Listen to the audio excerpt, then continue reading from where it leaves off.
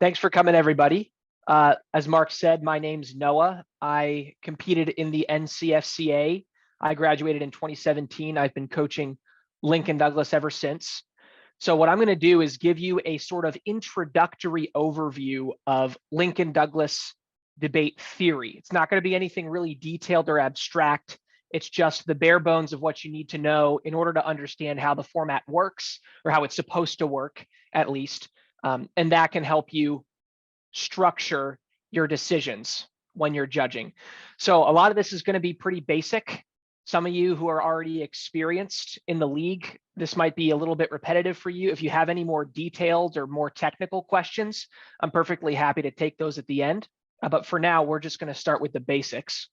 So I'm going to share a whiteboard real quick. Okay. So first thing you need to understand is what a Lincoln Douglas resolution is. All right. So the resolution is the debate topic, but it's always phrased in the form of a sentence, of an affirmative statement or an assertion. So it's a statement that the affirmative debater, which you'll oftentimes see abbreviated AFF or AF, it's a statement that AF must prove. And let me give you a couple of examples here of Lincoln Douglas resolutions that you might see. They always start with the word resolved. So you might say, resolved, the individual right to property ought to be valued above the economic interest of the community. If that's your resolution, then the topic of the debate is whether the individual right to property ought to be valued above the economic interest of the community. And it's the affirmative speaker's job to show that that's true. Here are some other examples. You might say resolved. Civil disobedience in a democracy is morally justified. That's the resolution that the NSDA uses for all of their novice Lincoln Douglas tournaments. That's the public school league. And here's just one more example. Here's this year's Stoa resolution, which is actually very similar to the NCFCA resolution from the year that I graduated. Criminal justice ought to prioritize rehabilitation over retribution, restitution, or deterrence. So again,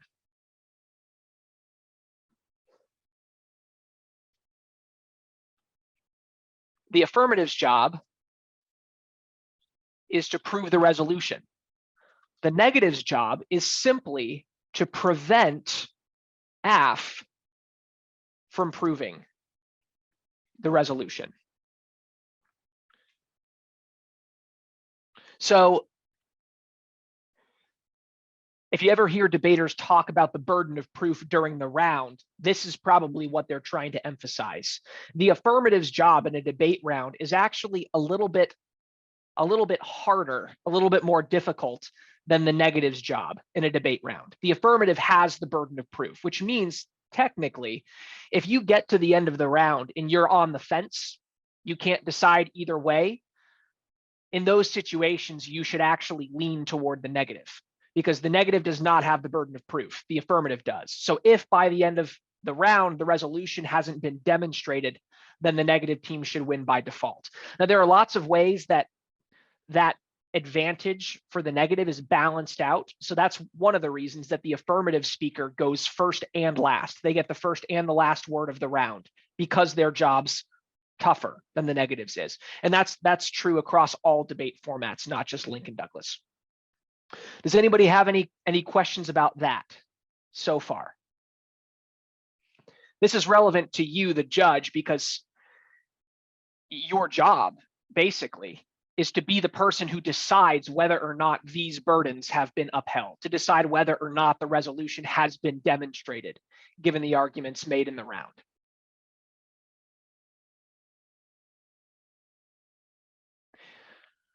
Okay, I don't see any hands raised, so I'll go ahead and keep going.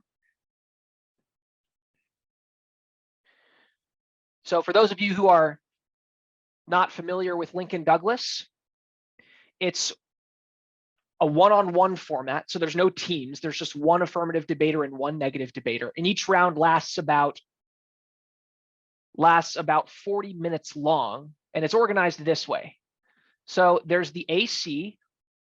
That's the affirmative constructive.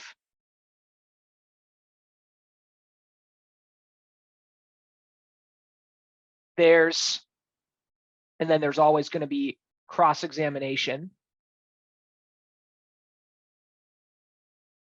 After that, oh, yes, my bad. The affirmative constructive is 6 minutes long. Now this CX, that stands for cross-examination. That's when one debater asks the other debater questions. Then you're going to have the NC. This is the negative constructive. And that's 7 minutes.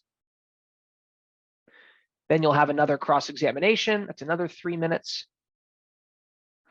Then you will have the 1AR. That stands for the first affirmative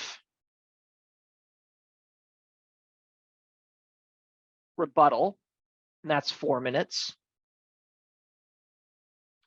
Then there's the NR. That's just the negative rebuttal, and that is 6 minutes. And then at the very end, we've got the 2AR, or the second affirmative rebuttal.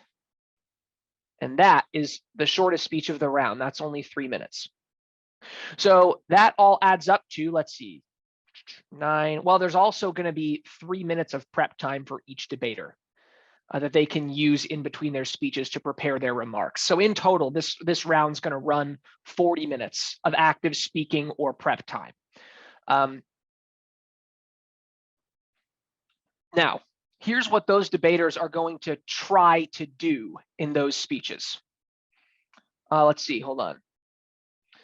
Tony asks, is the negative constructive argued by the negative debater, or is it a devil's advocate by the constructive? No, the negative constructive is the negative's first speech. So actually, let me explain what a constructive is.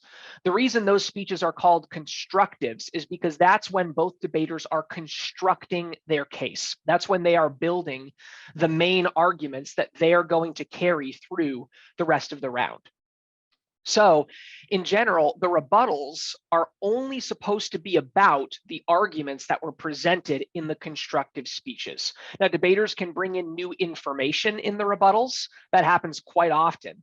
But if they do bring in information, it has to be relevant to what was said in one of the constructive speeches. So the constructive is where you build your case. The rebuttals are where you defend that case and then critique your opponent's case. But yes, the only two there's no team called the constructive. It's just the affirmative team and the negative team. Constructive is just a name for a certain kind of speech. Okay. So here's what the debaters are trying to do in Lincoln Douglas. We're going to get into a little bit of debate lingo here. Hopefully nothing too complicated, but stop and ask questions if this starts to get confusing. So both debaters have something that's called a value. Well, usually. So the structure I'm about to describe to you is the way that the vast majority of Lincoln Douglas cases are written. Very occasionally, you will see a Lincoln Douglas case that doesn't follow this structure. And in that case, you're just going to have to do the best you can as the judge, again, to decide whether or not you think the arguments presented prove the resolution. But thankfully, most of the time, there's a very precise structure to a Lincoln Douglas case that's supposed to, the function of that structure is to help you as the judge better understand the debate and come to a decision easier. And the first part of that structure is the value. And the value is basically the highest goal that the debaters are trying to achieve. So let me give you a few examples to make that more concrete. If I am in a debate round and I say to you, the judge, my value is justice, what I mean is justice is the most important consideration in this round, and that means whoever best achieves justice, whoever best upholds justice or respects it or promotes it or what have you, should win the round. And once I present you with a value of justice, it's now my job for the remainder of the debate to show that my side of the issue is going to get us justice and my opponent's side isn't.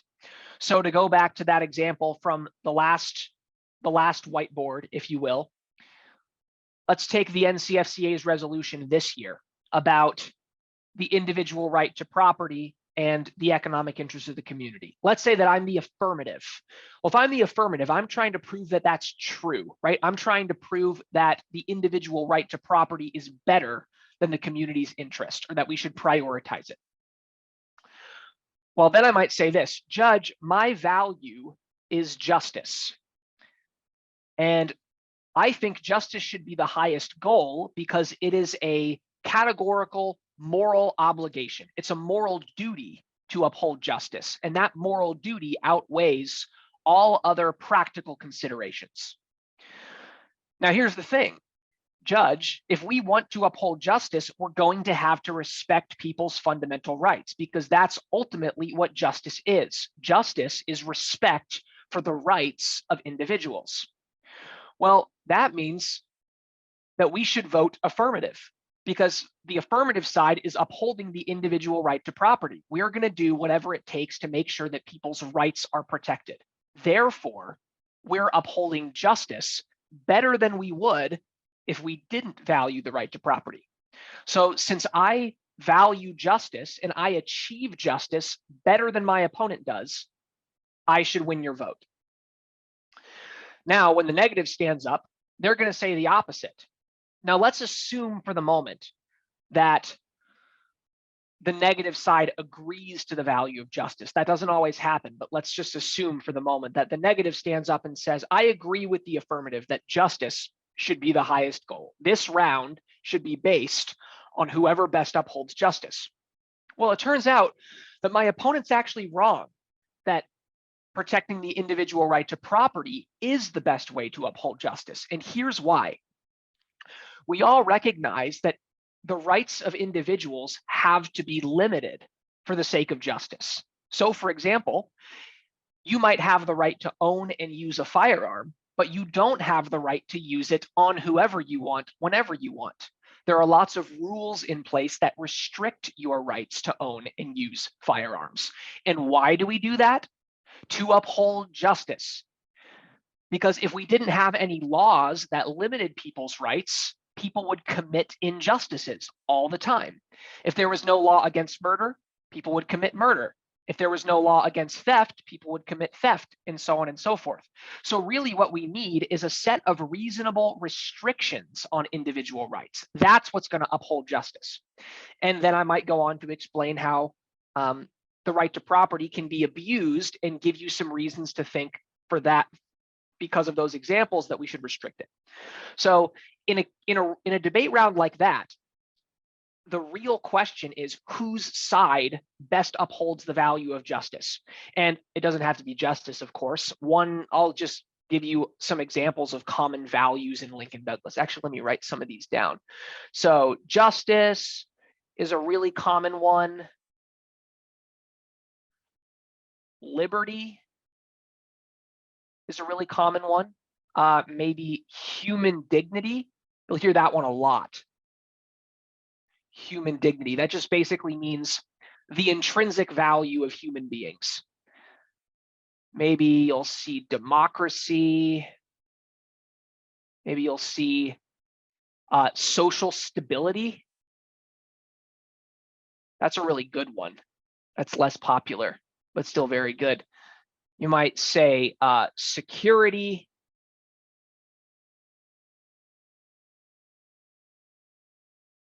Human rights, and we could go on and on and on. But the point is, these are all really really important overarching values that serve as the motivations for our most important policies. Now, Lincoln Douglas isn't about policy per se. You're not going to stand up in a Lincoln Douglas round and give the judge a proposal for a piece of legislation. That's what you do in team policy. In Lincoln Douglas, we're more debating what should be the guiding principles behind our policy. How should we decide which policies to adopt? Okay, so that's what the value is. Does anybody have any questions about what values are or how they work? Because this is maybe, you'll often hear Lincoln Douglas called value debate. And actually, there's a couple of reasons for that. But one of the reasons is because Lincoln Douglas debaters use values as a way to structure the debate round. Sometimes, by the way, these aren't always called values. You might hear it called a weighing mechanism. You might hear it called a value premise, but those are all the same thing. It's the highest goal, and it's the thing by reference to which the debate is going to be decided. So your job as the judge is to leave the round and decide who best upheld the value. The Pan family asks, can neg propose their own value? Yes, they can. Yes, they can. Sometimes that's called a counter value. And when the negative stands up and proposes a counter value, we have what's called a value clash. So the affirmative and the negative disagree about what the highest goal should be. And when that happens, both debaters are going to offer what are called reasons to prefer. A reason to prefer is exactly what it sounds like. It's a reason to prefer one value over another. So part of your job as the judge isn't just to decide who best upholds the value. Sometimes you also have to decide what you think the value is. And that's going to be based on, sometimes that becomes a miniature Lincoln Douglas round inside another Lincoln Douglas round. First, the debaters have to convince you that their value is the best one, and then they have to convince you that they best uphold the value. And I'll give you guys a visual in a second that might help make this easier to grasp. See, Tony asks, what happens if you find their logic lacking and or your argument unpersuasive? Oh, well, you vote against them if you're the judge. If you're their opponent, then you point it out. You say, that was a bad argument, and here's why. Don't say it in exactly those words. That would be kind of rude. But let's see. Are debaters limited to a single value in a round? Okay, so technically, no. In the NCFCA and Stoa, most Lincoln Douglas cases are pretty simple. And in my opinion, that's a good thing, because I think part of effective communication, part of good rhetoric is simplicity. You want to make the arguments as simple as and as accessible as you can. And part of the reason that Lincoln Douglas cases are simpler in the NCFCA and Stoa is because we have community judges. And so there's a lot of pressure on debaters to make their arguments understandable so the judges can get a grip on them easily. But technically, there's no rule that says you can't have two values. Now, let me give you one case that does happen quite a bit in the NCFCA and Stoa. It's a minority of debate rounds, but this does happen. Debaters will adopt what's called a dual value, meaning they adopt two values at the same time. And they say, well, neither one of our values is better than the other. Usually this happens when there's a stalemate in the value clash, right? The affirmative gets up and presents their value. I value justice. Justice is the highest goal. And then the negative stands up and says, no, liberty should be the highest goal. I propose the counter value of liberty. And then affirmative and negative have an argument, a little miniature argument about whether liberty or justice is more important. Now, they might get to the end of that debate and they might both decide, okay, look, there's no real way to decide between us. We both have some pretty good arguments. We don't think we're going to get anywhere. So we should just use both values from now on. And then typically starting in the 1AR, the affirmative will stand up and say, all right, I think my opponent's value is good. They gave some good arguments for it. So from here on out, I'm going to show that I better uphold my value and my opponent's value. And if I can uphold both of them, then you should definitely vote for me. You should vote for me twice over. And that's actually sometimes that's sort of an evasion technique, because sometimes the affirmative gives the value and the negative gives their value, and the affirmative's like, wow, that's a really good value. I don't think I could win the value clash. So instead of initiating a value clash, the affirmative just gets up and says, you know what? I could win this value clash if I wanted to, but let's just adopt both of them and then keep going. So sometimes it's a face-saving strategy. But so that's the one time, not the one time, but that's pretty much the only time in the NCFCA that you're going to see two values run at the same time. Does that make sense? Okay. So now let me show you another part of this Lincoln-Douglas structure. That's called the criterion. Okay, now this is a little bit tougher to wrap your mind around. The criterion is basically the best way to achieve the value. So you can think of this as sort of an intermediate step between your position on the resolution and your value. So maybe I'm valuing the individual right to property down here, and I want to get to the value of liberty up here. I want to try and explain how the right to property is going to get us more liberty. I might run a criterion that serves as a sort of stepping stone to help the judge see the path from property rights to liberty. And my criterion might be, here's a good example.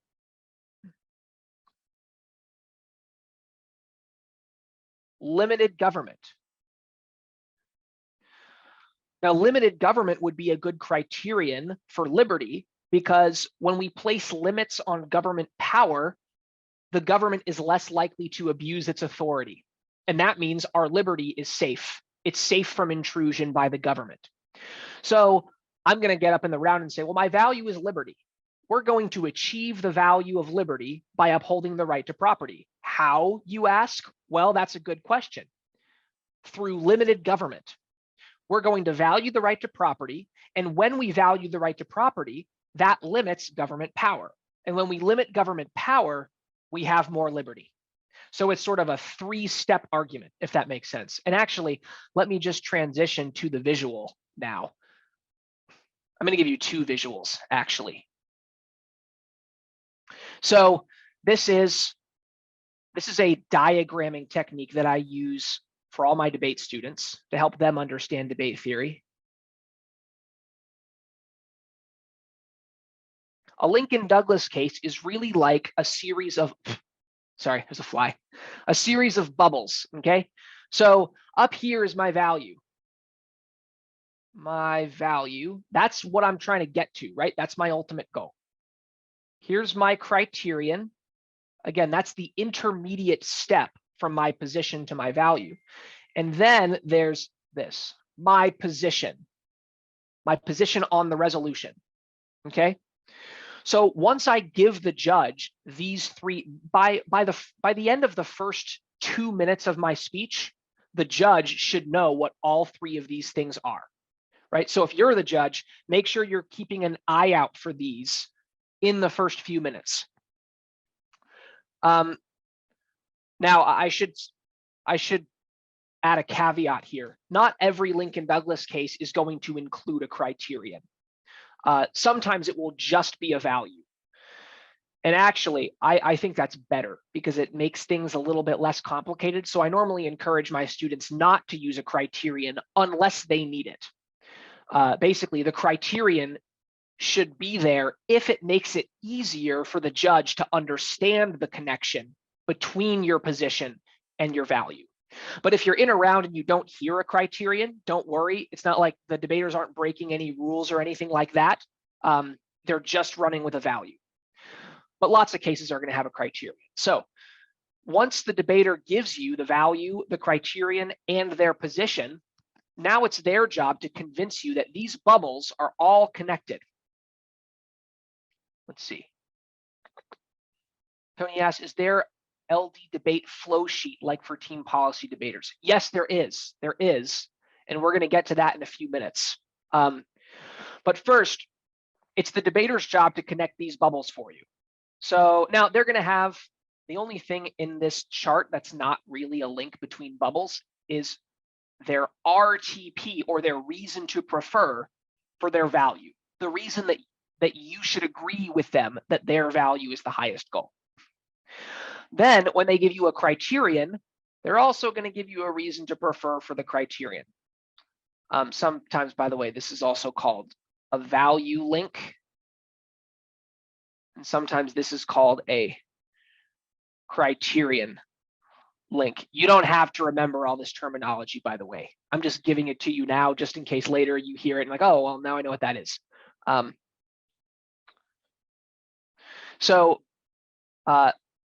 My reason to prefer for my value is my reason that you should adopt my value. The reason to prefer for my criterion is the reason you should think that my criterion is the best way to uphold the value. And then I'm just going to call these contention 1, contention 2, and contention 3. Contention is just another word for an argument. And these are the main arguments that the debater is going to give for why their position best upholds the criterion and the value. I'm going to fill in these bubbles with some real examples in a minute, so hopefully that'll be a little bit easier to grasp. But the contentions down here are where the debaters are going to spend most of their speech. Maybe the first 2 to 2.5 minutes, they're going to spend on defining their terms and then giving you a value and a criterion. And the value and the criterion are, that's their structure. That's their standard for who wins the round.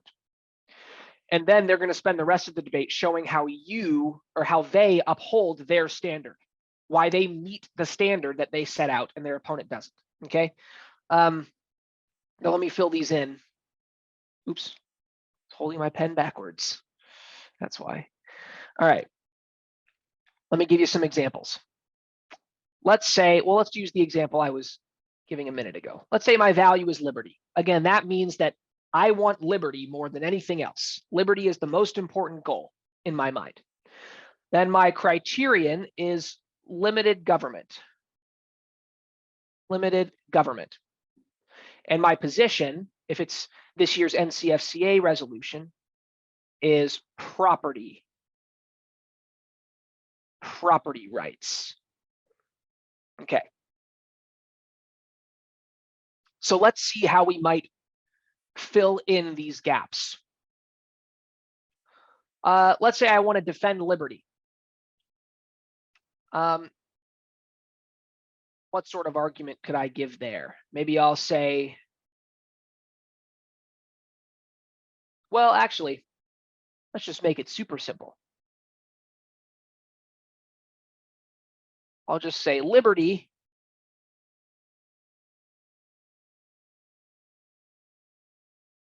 is a human right.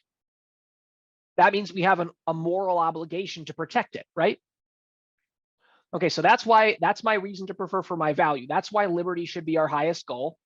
Now we need a reason to prefer my criterion of limited government. Why should we think that limited government is the best way to uphold liberty? Well, I might say,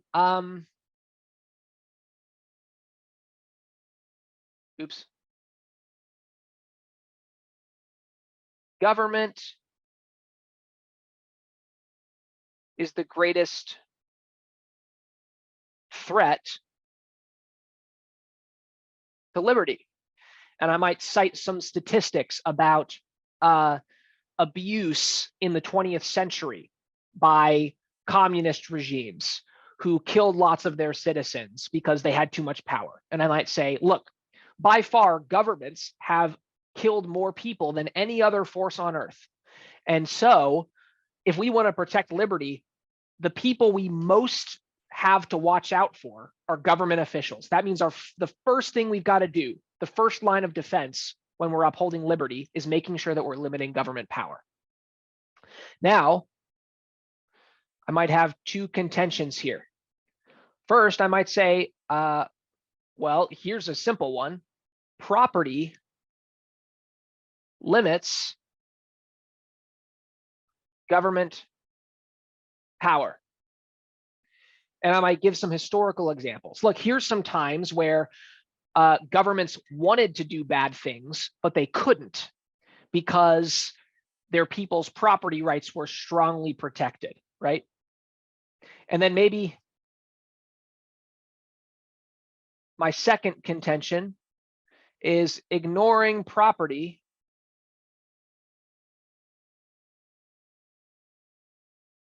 expands government power. And then I might give some historical examples there. Look, here's an example of a country that relaxed its protections for private property or got rid of them entirely. And the government's power there grew and grew and grew and grew until it became a giant authoritarian monster and crushed the people's liberty. So now our bubble chart is filled in. And now the debater's job for the rest of the round is to convince you that all of these bubbles are connected. And their opponent is going to try to break the connections between these bubbles, right? Or they might try to pop the bubbles, right? They might say, no, liberty is not the value. That's one way they could do it. Or they could say, no, limited government is not the best way to uphold liberty, right? Or they might say, actually, my opponent's right about the whole liberty and limited government thing, but they're just wrong that the right to property best upholds them because their contentions are false. Their historical examples were bad, or their reasoning was flawed, or something along those lines. Okay, now here's my second visual. This one's a little bit simpler. So you can think of a debate round like a mountain, okay? And at the top of the mountain, there's there's a pot of gold. I guess you're supposed to find a pot of gold at the end of the rainbow, but a rainbow won't work too well for the next part of this analogy. So we're going with a mountain. So the pot of gold up there, that's the value. That's the value. This is you. You're the judge at the bottom of the mountain, and there's two paths.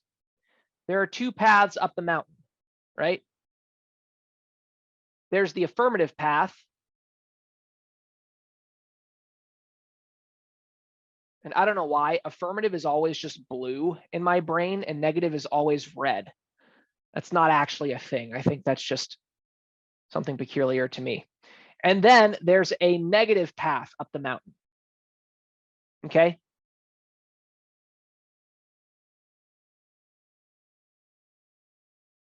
And down here at the bottom of the mountain, the debaters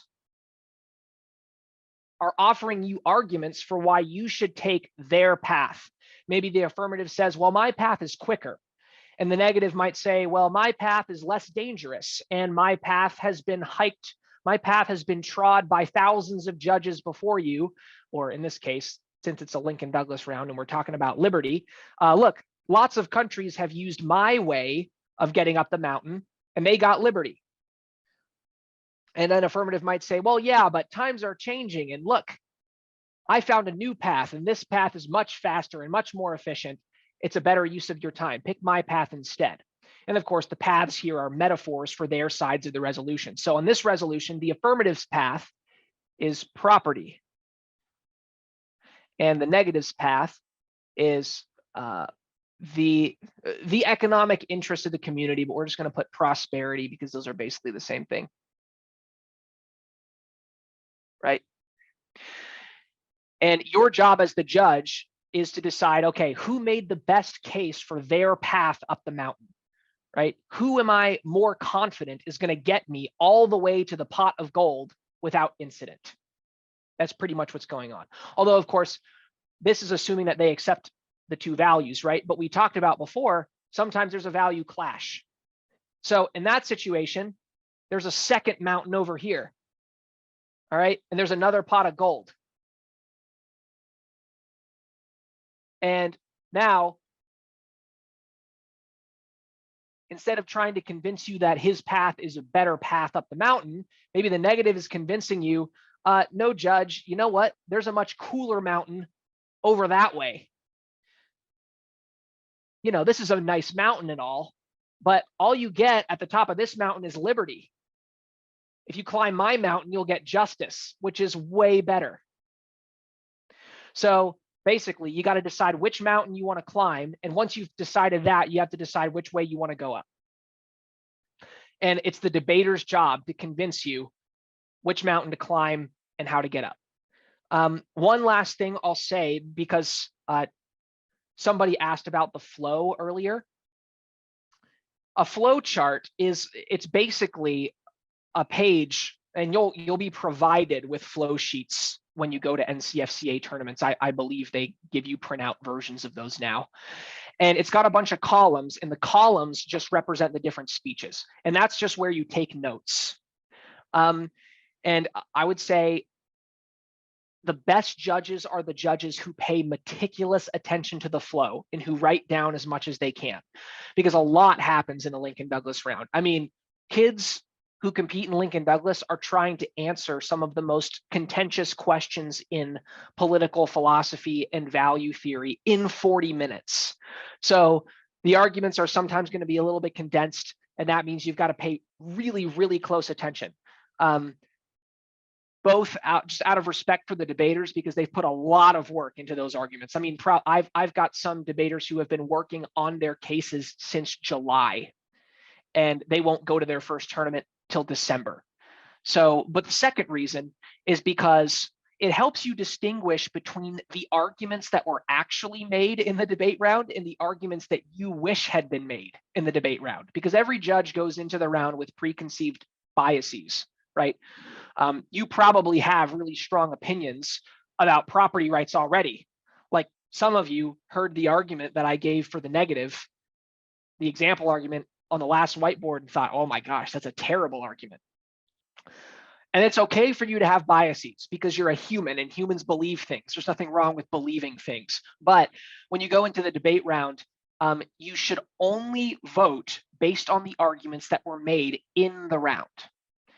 You might think, oh, well, you might think the affirmative is right. The resolution is definitely true, so I'm voting affirmative. But that's the wrong question to ask. You don't want to ask yourself, am I sure that the resolution is true? You should be asking yourself, did the affirmative debater prove that the resolution was true?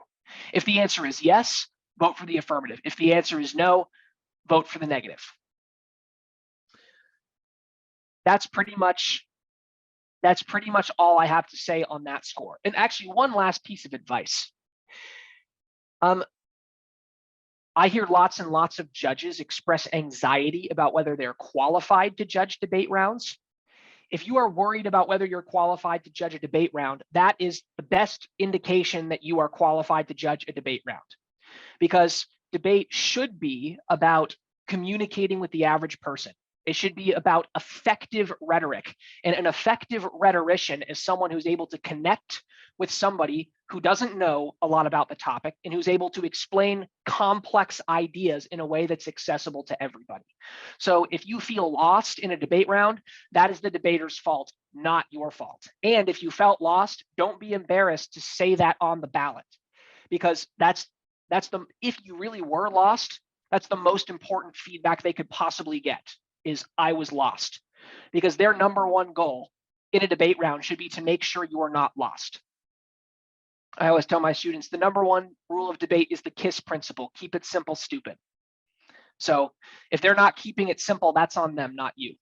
That doesn't mean don't pay really close attention and try to think really carefully about your ballot, obviously. But if you're doing that and it's still not working for you, then don't feel bad, because it's not your job to make the round easy. That's their job.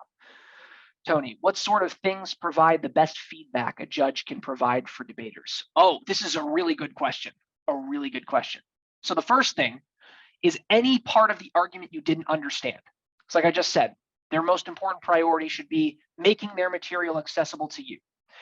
So first, arguments you didn't understand. Second, arguments that you found really, really convincing, or that you found really, really unconvincing. And honestly, I think that every judge, before they turn in their ballot, they should pick what they thought the affirmative's best argument was and what the negative's best argument was, and mention both of those on the ballot, because that's an indication to those debaters that they should keep that argument because it's a good argument. And then you should pick the worst argument that they each made and mention that too, because that tells them which parts of their case they should get rid of, because debaters write and rewrite their cases dozens of times over the course of the competitive season. And they do that based on the feedback that they get from ballots.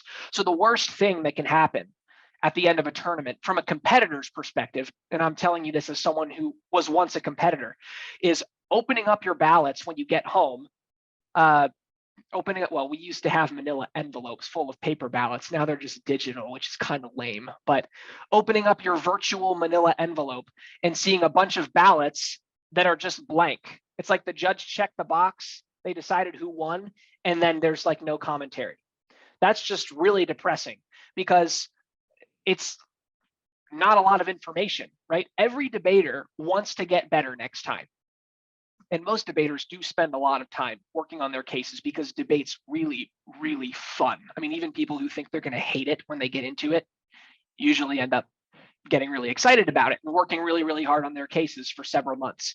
And so if you don't give feedback, detailed feedback, they're not going to know what to change, and then they might accidentally get rid of their most persuasive argument. And that would be a travesty. So yeah, make sure you get in, not everybody has time to write a really long ballot because sometimes you've got other rounds to get to. But in general, you should have, so the whole flight, the debate flight, is an hour and a half long. And the speech round after that is about an hour. So if you're judging speech after you judge debate, you've only got, for Lincoln Douglas, you get a lot more time than you do for team policy. But for Lincoln Douglas, you've got 45 minutes before the next round.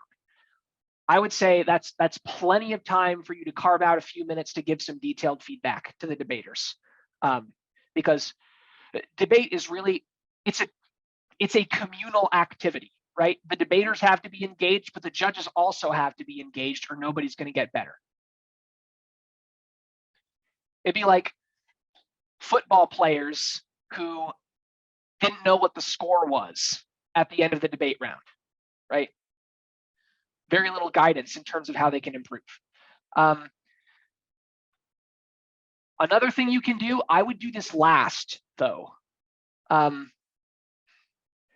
I would do those other two things first. First, anything that was unclear, and second, anything that was unpersuasive or especially persuasive. The third thing you can do is talk about things that you wish had been said during the round but weren't. Very often, the debaters are going to think of those things themselves after the fact because debaters agonize about their performance post-round all the time, but sometimes they didn't think of it. And if you put it on the ballot, especially if you say, this would have convinced me if you'd said it, that can change a debater's whole approach to the topic. Because they'll think, well, I didn't think that was a very good argument, or I didn't think that would be convincing, but apparently the judge thinks it would be convincing. So I should make that argument. So those are the three most important things I would say. I've got a question for you, Noah. Oh, okay. So whenever I would say most of the LD rounds that I have judged, I don't see a lot of direct clash between the debaters, especially if they're different values. Each side will kind of explain why they think their value is good, but they won't actually do a comparison with the other value. And so I'll go away from the round thinking that it was kind of two people talking past each other. Now, besides just telling the debaters that on the ballot, what would be your approach in that kind of round to actually deciding who won? That's a hard question because the way you're supposed to decide who won is based on the value clash and based on whose case for their side was most convincing vis-a-vis achieving the value. But of course, in a round where there's no clash, neither debater has really done that. And so in those situations,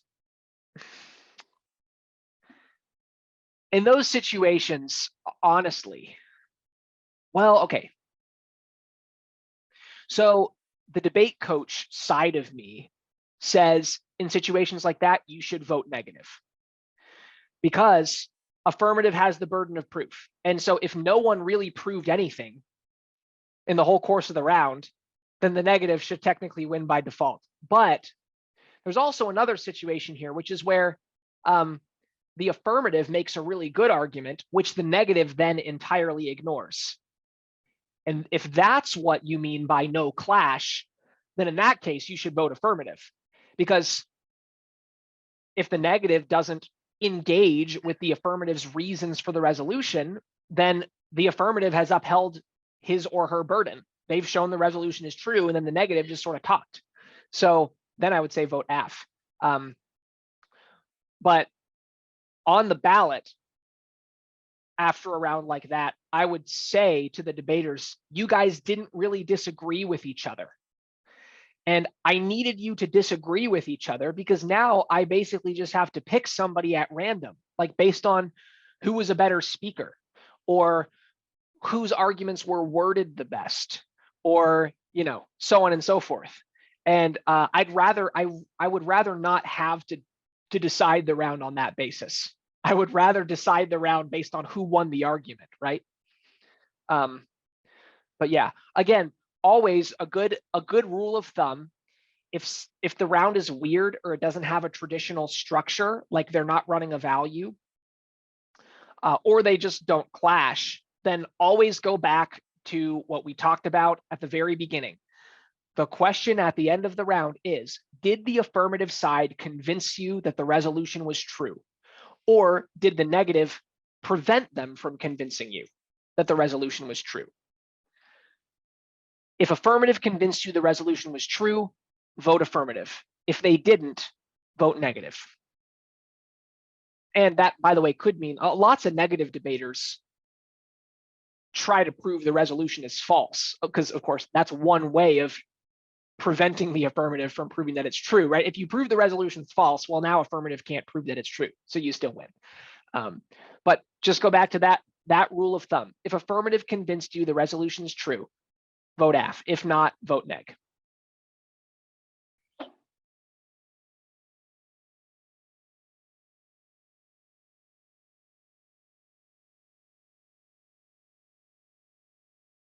Actually, one other thing I would mention in that vein, Lincoln Douglas there are basically no team policy rounds with no clash, because team policy debaters are forced to be really precise about what their position is. There's almost nothing vague about a team policy round. Lincoln Douglas can be vague because we're engaged with sort of high-level abstract ideas, and that means it's really tempting for debaters to just dodge each other's arguments instead of actually engaging with them. So if you get to the end of the round and you feel like both debaters just spent the whole time playing dodgeball instead of clashing, then tell them that. Just tell them this was boring because you didn't disagree with each other. And now, not only was I bored, I have a hard time deciding who to vote for. So do better next time. Don't say it in those words. Again, obviously, I'm a hyperbolic person, if you guys can't tell, but that's the general idea. I mean, I've definitely written similar things on ballots, so. If they were like seniors and they were really experienced. Oh yeah, if I knew they were good, yeah. Right, then I would say like, wow, guys, come on. Like you can say that, because sometimes debaters get, I mean, I think that 16 to 17 is the most, this isn't true of all 16 and 17-year-olds, but those are the most arrogant years, the years most full of hubris, especially for debaters who do nothing but win. And then they think they can't lose. And then they start getting sloppy and doing dumb things in debate rounds. So for debaters like that, yeah, have at it, man.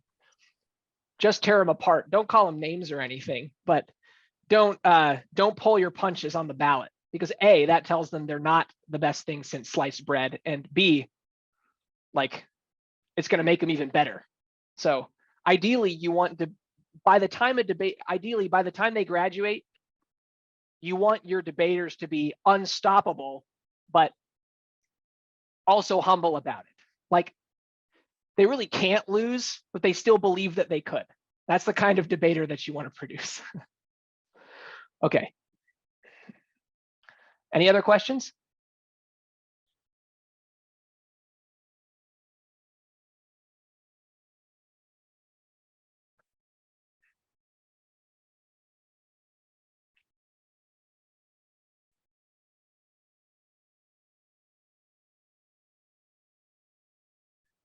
No?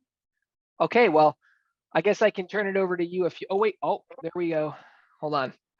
What are we supposed to listen for during cross-ex? Good question. Good question. So cross-ex is hard because there's not a place on the flow sheet for it. There's not a dedicated place for notes about cross-ex, or sometimes there is, but it's really, really tiny and you can't really fit anything in there. So just listen carefully to the questions that are asked. And then it's going to be the debater's job to remind you of what was said in cross-examination. This is what we call impacting in debate lingo. Impacting an argument or impacting a cross-ex question is showing why the cross-ex question or showing why the argument matters. So ideally, what a debater is going to do is get up in cross-ex and ask their opponent a bunch of questions, and they're looking for certain answers. And then they're going to get a concession from their opponent. They and their opponent are going to agree on something. And then those debaters have to get up in their speeches later and say, now, Judge, remember back in cross-ex when my opponent agreed with this? Well, it turns out he just undermined his own case because he can't consistently say what he said in cross-ex and also make this argument that he made in his last speech. So the cross-ex questions should show up on the flow, but they should show up in the speeches. So I would not, if I were a judge, I would not vote based on what happens in cross-ex unless the debaters take what happened in cross-ex and work it into their arguments later. Because if they haven't done that, they haven't finished the job. They just asked a bunch of questions, right? You'll see that happen a lot. Yeah, that's actually very traditional and why cross-ex isn't historically flowed at all. Is because it hasn't, if it's only set in cross-ex, the idea is that it hasn't actually been submitted into the round yet. Exactly, right. So one of the last things, actually, unfortunately, that good debaters learn is how to impact their cross-ex questions, especially because they're pretty familiar with the topic and they've probably thought about their cross-ex questions for a long time. And so they think it's just obvious, like why that cross-ex question was lethal. They're like, oh, I got the answer I needed. That's it. The round's over. Well, it's not. It's not over. They have to explain to you, the judge, why that cross-ex question mattered. So I would say, even if you can see why it matters, unless they bring it back into their arguments during their speeches, don't vote on it.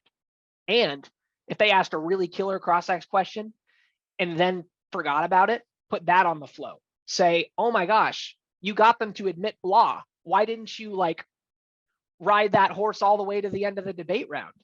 Like, what were you thinking? So that's also good feedback, actually, is which cross-ex questions weren't impacted, because there will be some pretty much always. If there are no cross-ex questions drop, you're probably watching finals at nationals. Oh, good. I'm glad. Okay. All right, 6:29. So I'll turn it over to you, Mark. Oh, wait, is that one more question? Oh, nope. Awesome. Thank you very, very much, Noah. You want to do a final plug? I know you coach through Lasting Impact. Anything else people should know about you? Yes. So I coach debate and I also coach apologetics. And we're going to be doing some second semester clubs starting in maybe January or February. We haven't quite worked out the details yet, but those should be appearing on the website soon. So people look out for that. I also write source books for Lincoln Douglas. So if you want a more detailed explanation of debate theory in a really, really in-depth look at the debate topic for the NCFCA, you can go to our website and buy this, which will be good because A, I will make money, and B, you will learn a ton about debate. There's lots of source material in here, things you can quote. There's fully written cases, and it's, oh wow, it's 170 pages. I didn't even know that. So it's 170 pages of really good material for a really, really low price. So no, that's my only plug, Mark. Take it away. All right. Well, that was Lincoln Douglas. Let's switch over to policy. How do I stop your whiteboard thing? Is that something you have to shut down? Sorry, yeah, hold on. All right. It should There be we go. gone now. Yes. How do I? Oh, I need to make myself the spotlight. There we go. Haha, there we go. I know how to use Zoom, sort of. That was great. That actually helped me a lot. And I always am nervous. I always dodge the Lincoln Douglas ballots, even though I shouldn't. I'm like, can you give me anything but Lincoln Douglas? Because I'm more comfortable with policy. Let's switch it over to policy, which is my specialty, because I did policy debate exclusively when I was debating. If you are not familiar with me, my name's Mark.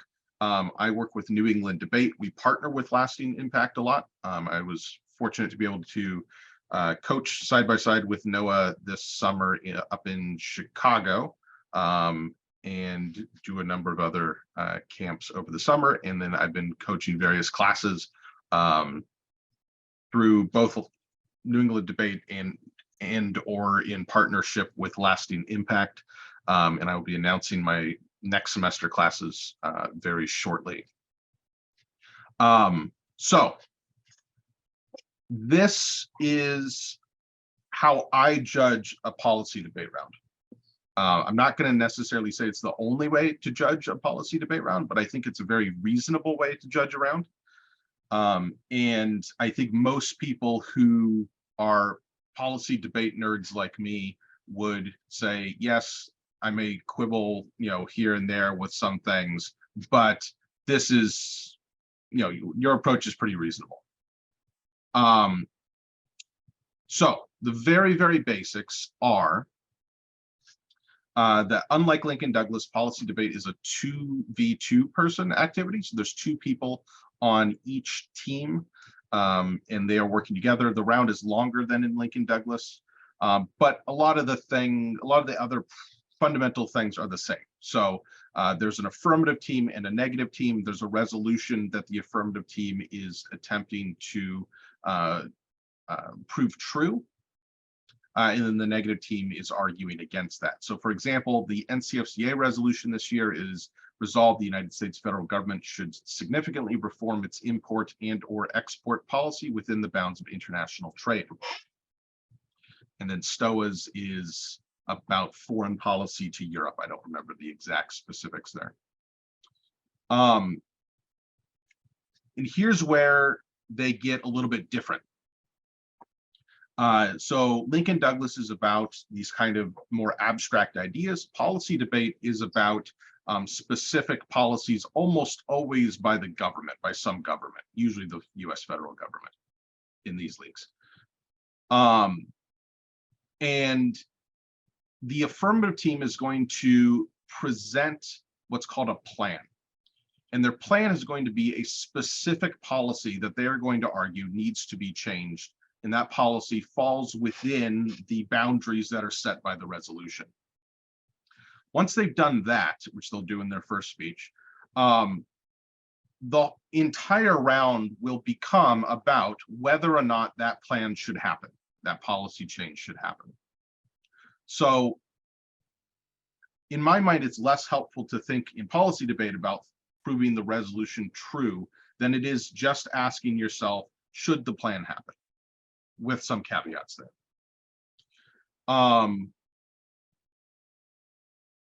your job as the judge is simply to ask yourself, who has persuaded me best in relation to the plan? Should it happen? Should it not happen? And I'm going to go down, there's basically 5 different types of arguments that will be run along those lines from the negative team, more or less in various debate rounds. But it all comes down really to that question. Before I get to that, though, there's some basic principles. The first one is that speaker points on your ballot are separate than a separate consideration. Think of it as a completely separate contest. There's the contest to see who wins the round, and then there's the contest to see who is the best speaker. Now, those two things often correlate. Oftentimes, the person who was the best speaker is in the team who won the round, but they do not have to be correlated. The second basic principle is that flowing the round is really, really important. Noah talked about that in his presentation. The basics, as he said, is that there will be one column for each speech in the round, and you flow each speech in their own column. The second thing that you want to make sure you do when you're flowing, and the reason it's called flowing, is that you put arguments next to each other if they're related to each other. So you're not necessarily writing down everything in the order that it was presented. You're putting arguments and responses to those arguments, and then responses to those responses next to each other. And then the arguments move across the page. That's called the flow. They're flowing across the page. So for example, I watched around the other day. This is what my flow sheet looks like. You can see, for instance, there was an argument here, went here, then to here, then to here, then to here. That's that same argument and the responses to it going across the page. In a lot of what I teach when I'm teaching policy debate is organization to make it very simple to flow the round, because there's going to be a lot of information presented in most policy debate rounds. And if you don't keep good notes, it can be easy to lose that information. The debaters should make it very, very easy to flow if they're doing things correctly. The next basic principle is that pretty much everything is debatable. One of the most notable things about debate as a game is that it basically has no rules. The rules are almost entirely about like how long the speeches are and the dress code and a few other kind of structural things like that. I know for a fact in the NCFCA, and I'm pretty sure in Stoa, there are no rules that address what arguments you're allowed to say. So debaters should never be saying, well, you can't make that argument, it's against the rules, because the rules do not say that. There are no rules about the arguments. Now, what there is, however, is what's called debate theory. And debate theory is kind of how debaters and judges, in conjunction with judges, communicate about arguments along the lines of, you shouldn't be able to make that argument, that doesn't make any sense. And I'll get to a debate theory argument later as an example. But don't think that anything is de facto out of bounds. The debaters should be debating that kind of thing outside of, like, you know, there is a rule, I believe, in both leagues about like obscenity. You can't do that, but nothing about like you can't make this type of argument. Next basic principle is something Noah talked about, which is removing your own personal bias and specialized knowledge from the decision as much as you can. The reason this is so very important is that if your opinion on the matter or your specialized knowledge is informing your decision, you're not actually assisting the debaters. Because basically the debate round is over by the time the 1AC speaker presents their plan, because if you agree with it, great, they've won the round. If you disagree with it, they've lost the round. Now, obviously, it's not always that clear cut, but the more you allow the debaters to actually influence the decision, the more valuable it is to them, because really it should be their abilities and their argumentation and skills that are influencing the round. A couple more, and I'll be done with these basic principles. There's an idea of an argument being dropped, and that is basically if an argument isn't responded to, it's basically considered conceded in the round. this is a pretty standard principle for all debate rounds, more or less. So there are some gray areas, like not necessarily every little tiny detail needs to be directly responded to in every speech. But if a debater presents an argument in one of the earlier speeches and their opponents do not respond to it the entire round, and you would get to the last speech of that debater who presented the argument, they would be perfectly justified in saying that the other team has conceded their argument. Debaters, again, it's important to be organized so that you don't drop arguments, you don't concede arguments. It's also sometimes fine to drop arguments. Sometimes that is a strategic choice because the argument doesn't matter, or there are other priorities and they think the downside of dropping this argument isn't as bad as where they could spend their time. So dropping an argument doesn't necessarily mean the end of the world or even something bad. It just means that that idea has been conceded. Final principle is that there shouldn't be any new arguments in the rebuttals. Noah talked about this a bit. This can definitely be an issue in team policy debate, particularly in the last two speeches, the second rebuttals, and particularly in the 2AR, because that's the very last speech of the round. And if they brought up a new argument there, the affirmative, the negative has no recourse on saying, hey, that was a new argument, because they don't have any more speeches. Unless you're in Stoa and you're judging parley debate, in which case there is recourse, but we'll ignore that. So as the judge, be on the lookout, particularly in those last two speeches, that there are no brand new arguments. As Noah said, continuing a line of argumentation, talking about concepts that have been brought up before, as long as it's directly addressing something that was presented earlier in the debate round, that would be fine. If it's an idea that was first presented in one of the earlier rebuttals and now this is your first chance to respond to it, that's fine because that's your first chance to respond to it. But if it's a brand new idea, cross it out. What I'll often do is, if I know for a fact it's like the 2AR and they're bringing up something absolutely brand new, I will set down my pen and not write it and make sure the debater sees that I'm not writing down what they're saying, just to give them an indication, hey, this is completely new. Because almost always they're going to know it's new. I got a question. What happens when you miss a piece of evidence, detail, or argument in a round? In terms of arguments, the debaters, if the arguments matter, should be bringing them up frequently. I mean, team policy debate, there are 8 speeches. Arguments that matter are going to be presented, are going to be referenced at the very least again and debated about. So you'll usually have a chance to figure out what you missed. In terms of like details or a piece of evidence, particularly a piece of evidence, you can ask to review a piece of evidence after the round. I know in the NCFCA, you have to find, there's a person at the tournament who's kind of in charge of that, and you ask someone, I want to review a piece of evidence, what do I do? They'll find that person, they'll let you review that evidence. I don't know what the protocol is in Stoa. I haven't been to a Stoa tournament in a while. It might still be that you can just ask the debaters right after the round, which is what it used to be in the NCFCA, but I'm not 100% sure, so ask someone at the tournament about that. But you should be able to review evidence if you really want to.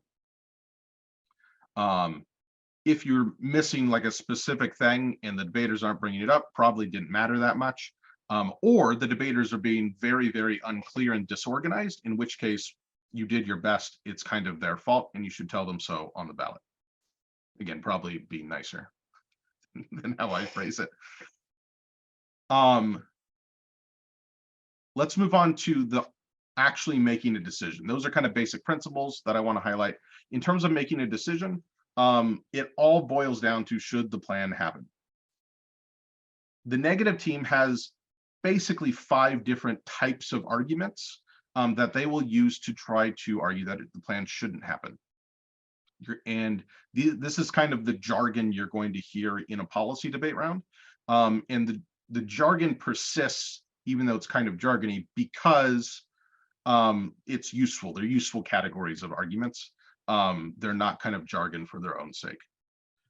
Let's the five different arguments are topicality, significance, inherency, solvency, and disadvantages. Those first four, topicality, significance, inherency, and solvency, are often called the stock issues. And a lot of people in both of these leagues will typically say that the negative team wins the round if they win one of the stock issues. And if the affirmative team wins all four of the stock issues, then they should win the round. I don't see that as a particularly good method of evaluating the round, because I think it's overly complex. I don't think you need to think about it to that level, because it immediately raises the question, what does it mean to win a stock issue, which is a very thorny question that debaters argue about all the time. My method is that, yes, these are interesting argument categories, and they're useful in that way, but it kind of just boils down to, is the plan a good idea? Should the plan be passed or should it not be passed? That's kind of what it goes down to, with the exception of topicality, which I'll get to first. So topicality, we had a question first. What happens if debaters mispronounce something and you cannot understand what they meant? Hopefully the other team asks them about that in cross-examination. And if not, you should write it on the ballot. Like, I do not know what this word means that you're trying to say. And honestly, that happens a decent amount, because debaters will sometimes get so invested in the topic that they forget what words are common or what names are common, or what acronyms in particular are commonly known and which ones are actually specialized knowledge. So definitely point that out on the ballot. As the judge, you can't really like interrupt the round unless, you know, there's like a medical emergency or something. But that's definitely something that the debaters should know about once they get their ballots. And hopefully it doesn't affect the round that much. All right, topicality. So topicality is the exception to this, because topicality is a theory argument.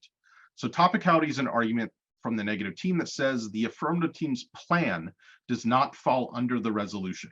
So again, NCFCA, it's about trade policy, the resolution. And so if the affirmative team's policy proposal that they present isn't about trade policy, or so the negative team argues, then the negative team could run a topicality argument saying as much. Now, this isn't about the merits of the plan. This is a theory argument saying that the affirmative teams generally should not be allowed to run a plan that is not within the resolution. Again, this is not a rule written in the rule books, but it's a very persuasive theory argument, because it makes a whole lot of sense that you should be bound by the resolution that the league is given. And for that reason, pretty much everyone agrees that topicality is a voting issue. Now, there can be arguments that it's not, but pretty much everyone's going to say, yes, if the negative team wins a topicality argument, then they should win the round. So when I'm evaluating the debate, the first thing I look at is topicality. Did they run topicality? And if so, did the negative team win the topicality argument? If they did, they probably have won the round, unless someone convinced me that it shouldn't be a voting issue. And if it wasn't relevant, or if affirmative won, I can move on, get that one out of the way. That's the only exception. Everything else is about, is the plan a good idea?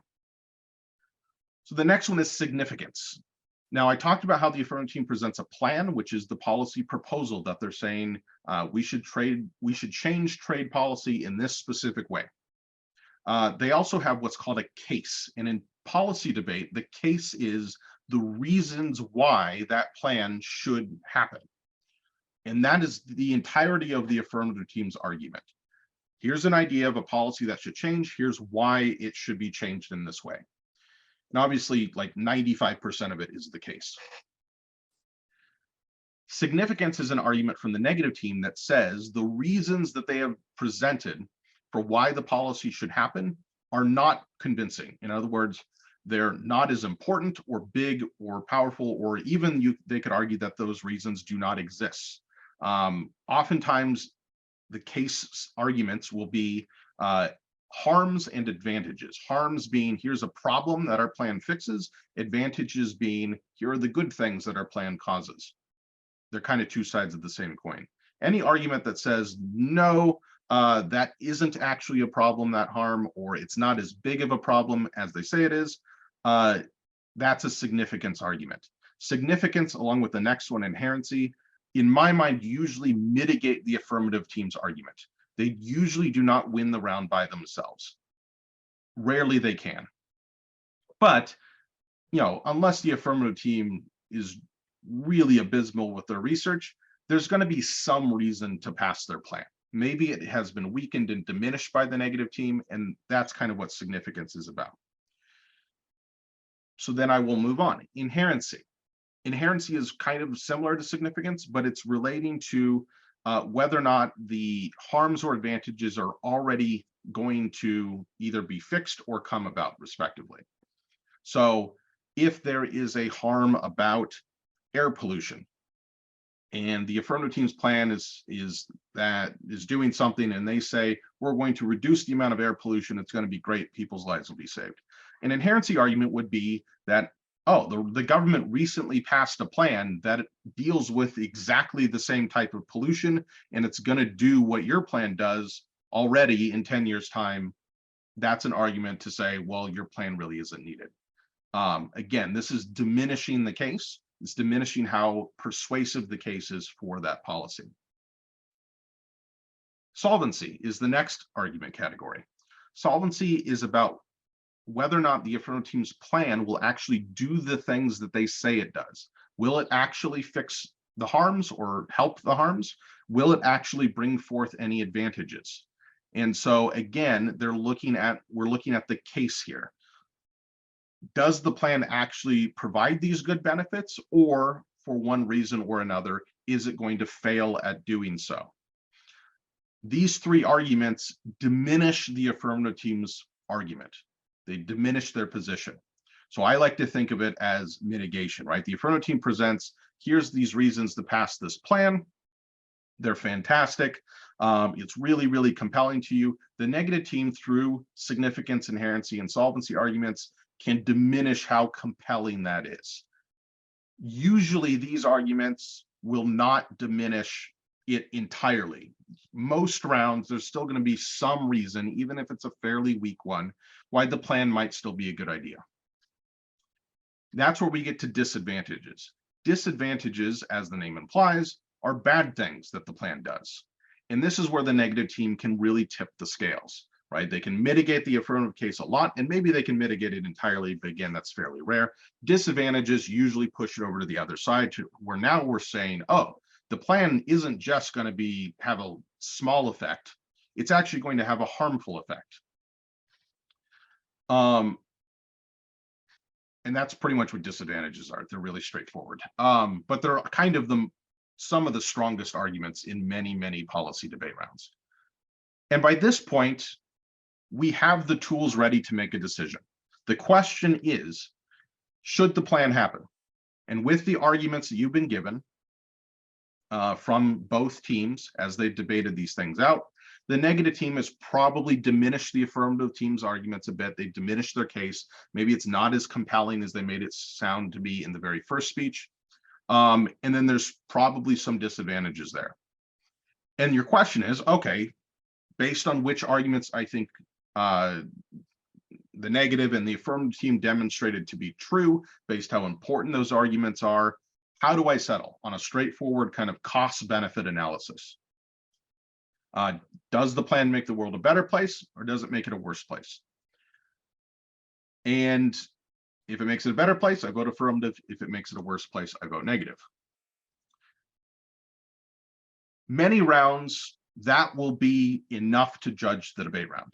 But of course, there's a question that goes unanswered in that analysis, which is, how do we define what making the world a better place or making the world a worse place actually means? And that's where we can get essentially to value arguments. People like to put this very sharp distinction between value debate or Lincoln-Douglas debate and policy debate. I don't think the distinction is that sharp. I think it's the same kind of things, just with different emphases. Value is about emphasizing the abstract things. Policy is about emphasizing decision-making and specific things. But value debate is housed in policy debate. Because if you say this makes the world better. The question in the air is, what does better mean to you? Now, many times the debaters will kind of agree on what better means. Does it save money? Does it save lives? Does it improve health? And both debaters will be arguing debates along those lines. So maybe there's a plan that the affirmative team says that is going to reduce pollution and that's going to save lives. And the negative team comes up and argues, no, your plan is really ineffective. In fact, it's actually going to make pollution worse in this other area, and that's going to kill even more people than you save. Both teams then are arguing along the same metric. Which side saves the most lives? Super easy. But many rounds, it's not that case. Sometimes it'll be something like the affirmative team says they're going to increase economic prosperity, they're going to raise the GDP by so much, or they're going to create so many jobs. The negative team says that the plan will actually result in national security concerns. We're going to increase our risk of going to war or some kind of conflict by a certain amount. Now you're debating on two different metrics. How do you sort that out? Well, ideally, the debaters will do that for you. The debaters will make arguments arguing for why not only their arguments are true, but why they're more important. We call this impact calculus or impact analysis. And in my coaching, I really emphasize this because it's something that I see is missing a lot. And if the debaters do that, great, you have arguments. You can say, look, this was much more convincing that their impacts not only are going to happen, but they're actually more significant than the other side's impacts. Great, now you're able to make a decision.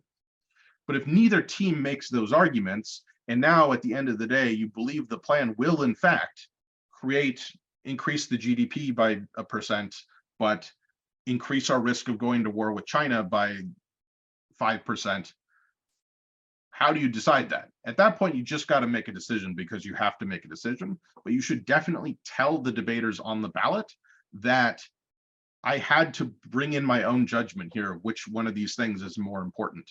And you should have provided reasons for me to choose your position over the other team's position. And that would make my decision easier and more straightforward. In fact, I would estimate over the last 5 years, probably 80% of the ballots I've written in policy rounds have had some form of that. But summing everything up, it's really just a question outside of debate theory of should the plan happen? Which team has made the best arguments for either passing the plan or not passing the plan? And that's team policy debate. There's one more thing I want to bring up because I've been seeing it on a number of ballots and I've had a number of discussions about it. And that is this idea of the burden of proof. Noah talked about it a little bit. I think the idea of the burden of proof, I'm not going to speak to Lincoln-Douglas debate because I don't know Lincoln-Douglas theory. In policy debate, I think it is very, very overblown. And I also think I'm not going to say no one, many people who talk about the burden of proof in policy debate, both judges and debaters, and it comes up really frequently, no one really knows what they're saying about it. So for instance, just over this summer, I heard people say the burden of proof was a number of things. I heard someone say that the burden of proof is the burden of the affirmative team to convince the judge actually, like in their own personal opinion, that the plan was a good idea. In other words, not only did they have to beat the negative team in terms of argumentation, but they had to actually overcome any personal political opinions the judge had. I've seen people say that the burden of proof on the affirmative team is that they have to prove the resolution true beyond a reasonable doubt. I've heard softer versions of it. Here's my thinking on it. I wouldn't think about the burden of proof at all, honestly, or maybe a little bit. Now, obviously, there is a burden. Well, let me back up. Historically, the idea of the burden of proof has kind of two different ideas behind it. If we're talking about basic argumentation, the idea of the burden of proof is that you can't just say something is true and not back it up with anything. You can't just say the world's going to end, and then be like, aha, that's my argument. And then if the other team says, well, you didn't prove that, say, well, no, you need to prove now that the world isn't going to end. And that's because it's really hard to prove a negative. And so the person making the affirmative claim needs to provide some kind of reason why that claim is true. And that's great. I think that in debate rounds, excellent. But that's a really soft burden. You just got to provide some reasons that are somewhat compelling at the very least. Tony, I'll get to that question in a bit. That's actually a really good question. That's an idea of the burden proof I can get behind. There's also the idea of the burden of proof in criminal cases in United States court, and that is where we have different burdens. We have beyond a reasonable doubt. We have more true than false. We have some other, there's like 6 different burdens. I looked this up a while ago that various courts in various types of decisions use. But the reason we use beyond a reasonable doubt in criminal trials as the burden is because our legal structure and our system of government, our values specifically value enthusiastically that it is much better for a guilty person to go free than it is for an innocent person to be imprisoned. And so we stack the deck.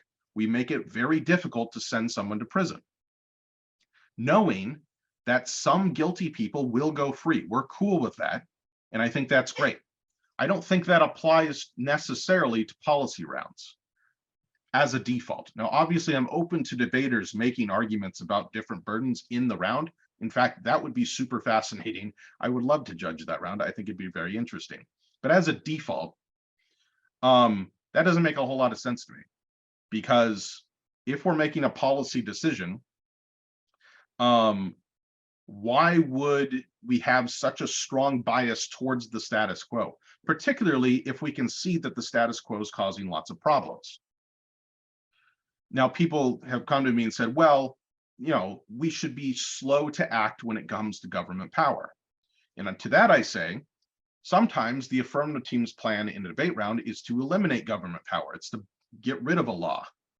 And so if we have this universal high burden of proof for the affirmative in a policy round, on that reason, it doesn't make sense for all policy rounds, in which case I don't see the use of it.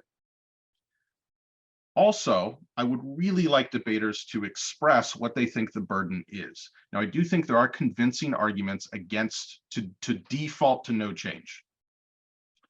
But I would really like the debaters to actually make the arguments for how weak does an affirmative position need to be before we should say that we default to no change.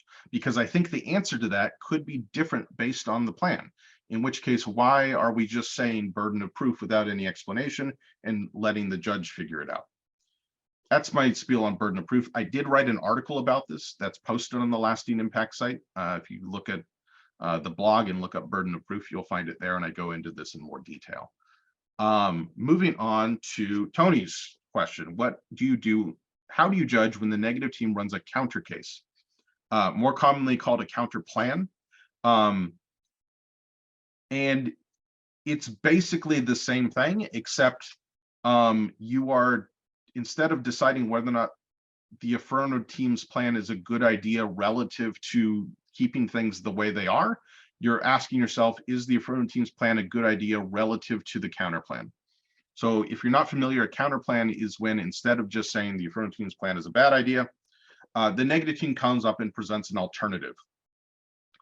Now, there's a couple of different theory ideas involved in counter plans. We can get into that if people want to. But on the basic fundamental level, instead of just comparing the affirmative plan to the status quo, you're just comparing the affirmative plan to the negative plan. And so, assuming the theory stuff is correct, it should be pretty straightforward. You have a choice between 2 plans, and whichever one the teams argue is the teams, based on their argumentation, you believe is better, that's the one that should win. I'll do a brief summary of the theory stuff involved there. The briefest summary of counterplan theory is that the counterplan needs, again, I say needs in a theory sense. In other words, this is not like a rule, but it's kind of accepted by pretty much all theory nerds. The negative counterplan needs to actually be a reason to reject the affirmative plan. It can't just be any idea that's better. And the reason is, if it could be any idea that's better, then the negative team could just present some really huge policy change that they've argued about literally anything. And then they say, look, it's better. And then you're not really debating or engaging with the affirmative plan. So the counterplan, if they're doing things correctly, should actually engage with the affirmative team's position. I could go into more detail, but it gets a little abstract. Any other questions?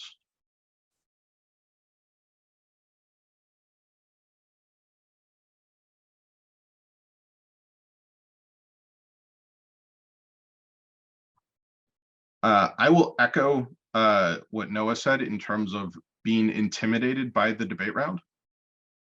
I mean, I tell the kids that the judges are more scared than them, but I also tell you all judges, that the kids are more scared of you. I don't know who's more scared on average, but everyone's kind of intimidated in the debate round, and that's fine. It's all right. Anyone who's debating or judging a debate round is qualified to do so. What we're talking about here isn't like you need to have all these things memorized in order to judge. This is not about being qualified to judge. If you can think, you can judge. And what we're talking about is, here are things to assist you, and here's some of the terminology that debaters will use and the concepts they're working within to help you along. And so if you're watching this, don't be intimidated by the amount of information. Just know these are tools that will help you hopefully become less intimidated and enjoy it more. And I think the remarkable thing from both what Noah and I are talking about is that the fundamental thing is simple. The fundamental question in a debate round is very simple. The beauty of debate is that there are many, many ways to engage with that question. And those ways echo actual real life thinking. I think sometimes, I don't know about judges, but debaters sometimes get this sense, because they're learning a lot of this terminology and this new jargon and maybe some new concepts and ways of thinking they're not familiar with, that debate is kind of this insulated game that has its own things going on. And when we're talking about theory, yeah, that's kind of what theory is, but debate theory is like a tiny, tiny percentage of what is actually going to be debated in most NCFCA and Stoa rounds. Almost everything that's going to be discussed and argued in one of these rounds is just normal rational thinking. We just created a couple words to help us along, a couple bits of jargon to help us along with that. And so if something sounds just completely wrong to you, don't think there's some like secret code that the debaters know about that you don't. If it sounds wrong, it's probably wrong. And if the other team points out that, yeah, that doesn't make any sense, then, you know, you can be confident in that if it doesn't make sense, it probably isn't sensical. So don't be intimidated. Judging debate's actually really fun, except for the round right after lunch, because then, at least for me, I'm always super tired. Any other questions?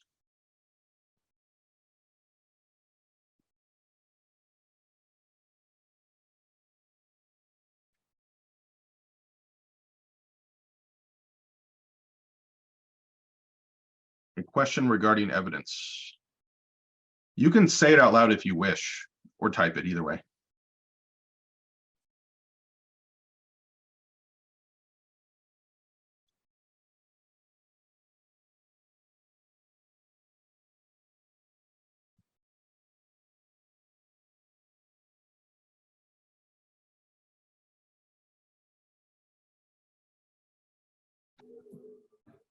Hi, can you hear me? Yes. Okay, well, just regarding evidence, sometimes there's so much and we're trying to catch the author and the date and what the evidence is actually saying. And I don't know that I do a good job of understanding what they're saying. I mean, if there's a problem, do I just wait for the other team to address it? Or what's my Yeah. responsibility there? Your responsibility there is to just do the best you can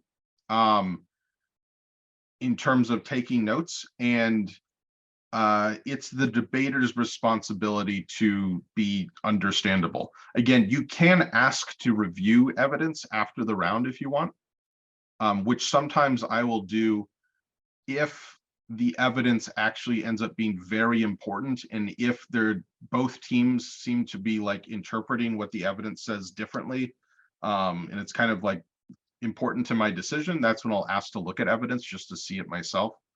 But if debaters are going really fast and you're not able to write down things, just do the best you can at keeping notes, and realize that it's the debater's fault for being too fast or too unclear. And I think in both of these leagues, probably if you're missing information that seems really important in terms of your note taking, probably the other team is also, in which case they might ask about it in cross X, or they might bring it up later on. Another thing I can do is, I think sometimes it's a little bit discouraged to like silently communicate with the debaters, but I think it can be very helpful, speaking as someone who debated a very long time. And if I'm like lost and I have no idea what I'm supposed to be writing down or where, I will sometimes kind of just look like, I'll have a pen in my hand and I'll be like, I don't know where am I going here? And I think sometimes that can help the debaters, or indicate to them that they're being disorganized. But other than that, obviously write it on the ballot, because you shouldn't necessarily be expected to be a professional at note taking. Like, the debaters should speak to where the kind of average person can easily take notes. Yeah, does that answer your question? Yes, thank you. That's helpful. I think another difficult part with evidence is sometimes they just come up with evidence that is saying the opposite things, and then it's hard to discern which one's right, if there is a right. Yeah, and that's actually a really good point, is sometimes debaters will rely on the evidence basically just making a statement, instead of justifying that statement. And debaters will find themselves in that pickle where they have two people who have opposite conclusions about a particular subject, and they're like, oh, what do we do now about it? And then they might quibble over the person's qualifications. But if they're both people are reasonably qualified, it's difficult to resolve that. I teach debaters that, to the best that you can, read warrants in your evidence. So in other words, read the person explaining actually the reasons why they believe that they have come to that conclusion, not just the conclusion. Because in my mind, if someone's providing actual reasons and not just saying, hey, that smart person agrees with me, the team providing the actual reasons is going to win out in my book, because they're actually engaging with the arguments and not just kind of appealing to expertise. But if both teams are doing that, then hopefully it's not an important argument. But sometimes, I mean, I've judged debate rounds where I really just wanted to flip a coin at the end, because neither team really gave me anything to make a decision off of. And then again, in that case, I have looked through my flow, found at least something to justify a decision for one side, and then told the debaters, I kind of want to just flip a coin here. And here's how you can be more persuasive in actually making the case for your side. Thank you. You're welcome. Any other questions?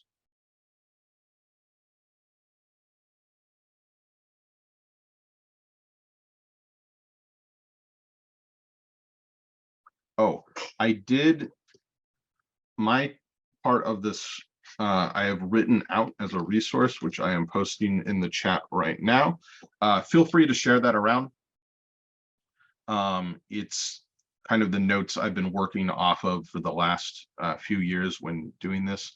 And again, I'm recording this, so this video I'll send out to everyone who was on the list, and then it'll be up on YouTube, and we can you can share it around with people. Hopefully it'll be helpful to people.